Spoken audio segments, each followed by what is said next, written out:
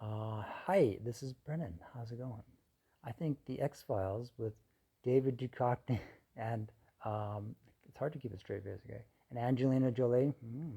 Um, um, and I want to say Julia Roberts somehow. Oh, brother, where art thou? And uh,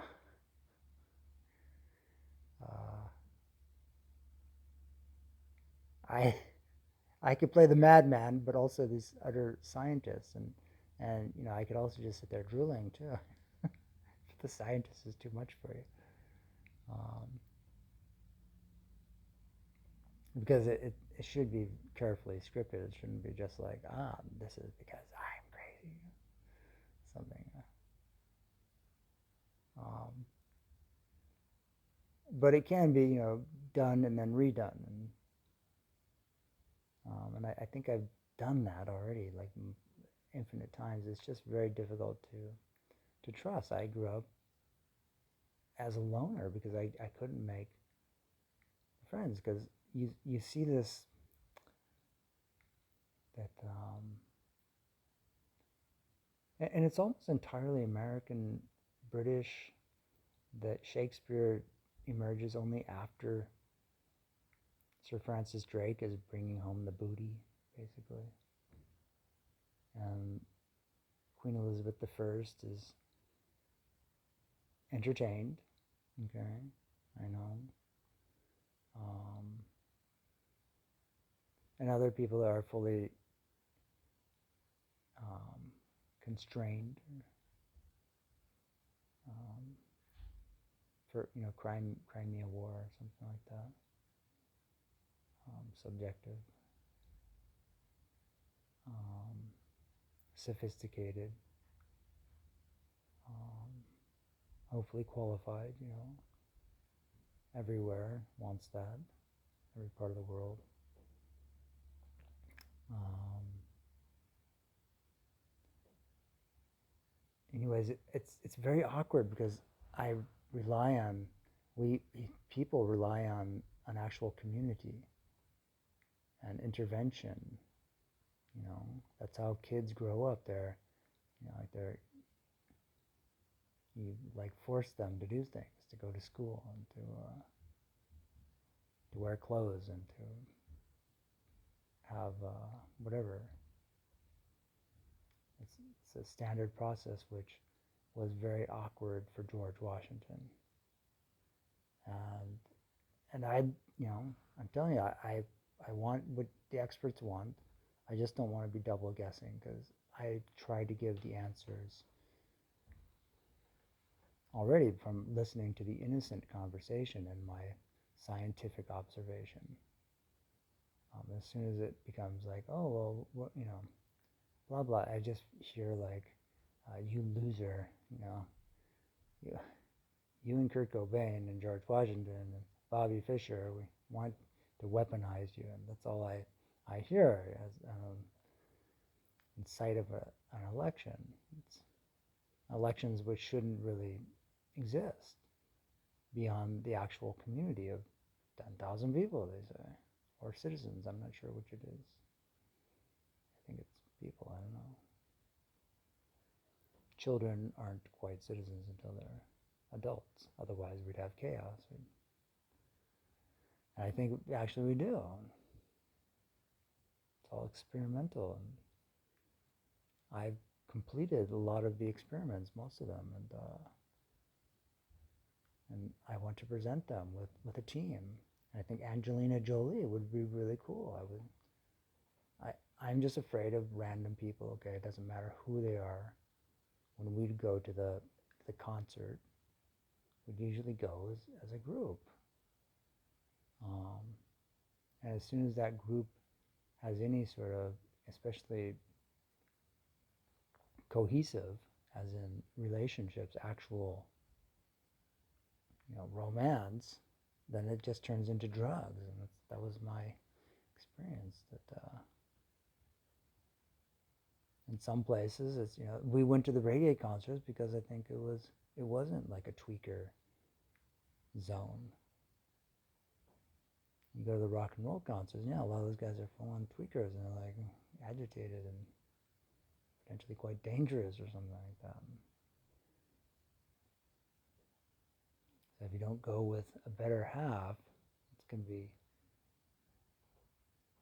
delusional to the extreme, to George Washington going out there. Thomas Jefferson doesn't go there. And it's very much a clockwork rather than just like, okay. And it's very frustrating because, like I say, if you can't find that success in childhood and in life, then that's all I'm looking for, is that childhood respect and innocence that qualifies as the support, the actual ideal situation for respect. And to have to explain that, I sound like I'm completely insane. It feels like that because I feel like I'm totally whistling in the wind here. No matter how clearly I articulate the outline, the framing of the stage, it's still always tilted and spun, and remotely suggested, and I just hear like crazy people. Hear people outside of your community, and this is like when I was 15,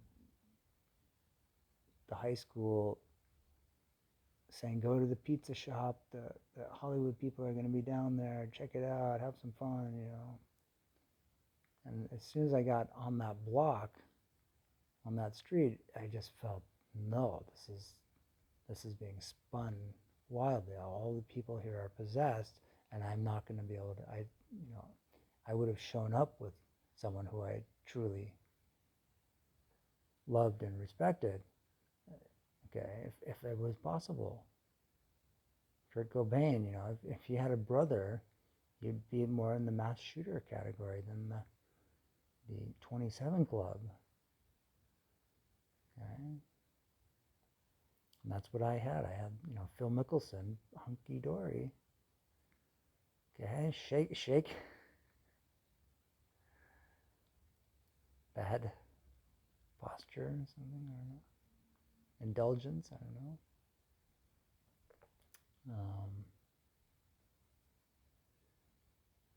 I hit 220 myself for about a month or so, and I looked in the mirror and went, uh-oh.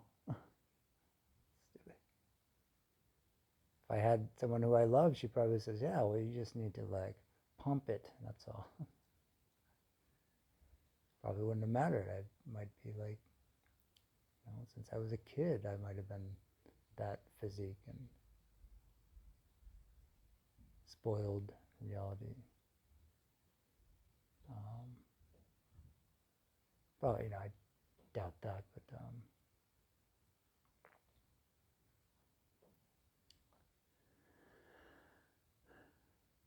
no, my neighbors. Okay, I grew up where we moved when I was 5 years old. There was 2 girls living next door, about the same age as me, Mexican girls, firstborn, only child. They both ended up having younger brothers, and both the girls despised me, and both the guys were sort of, even though they're like 10, 15 years younger than me, eventually I'm associating with them. It's like not really safe. They're not that. They're sort of predatorial. The girls want nothing to do with me, so it's not. There's no love there. It's just I'm friends with the parents next door,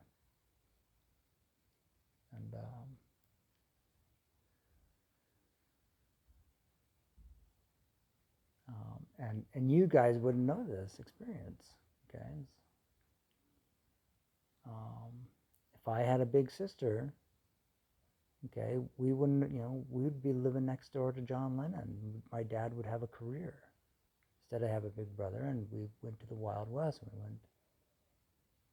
Okay, and this goes back generations. My grandfather had a little sister, and for the Christian, British, Irish American, this is a bad situation. Um, it gets even worse when you become hyper-American like myself.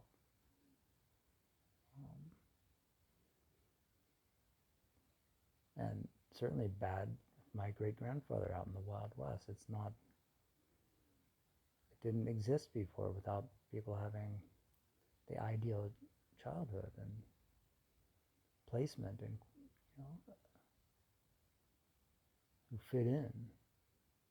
It's very, it sounds possessed and it sounds, but it's not. It's just purely a statistical thing that having either a big sister or a single mother in West America, this is a fantasy that I did not have at all.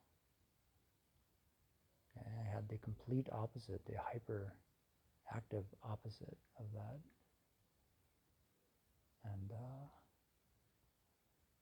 with the American healthcare, you know, it sounds like a drug dealer. It sounds like a political drug dealer. It sounds completely possessed, and that's why there's horrible problems in the world, because I didn't have that bubble from which to ensure rationality. Because yeah, those demons exist. Those people who are, you know, those childhood dysfunctions or community dysfunction. And if we had lived in Europe, and this is going back generations from my grandfather, that the Holocaust wouldn't have happened. Okay, that's the evidence.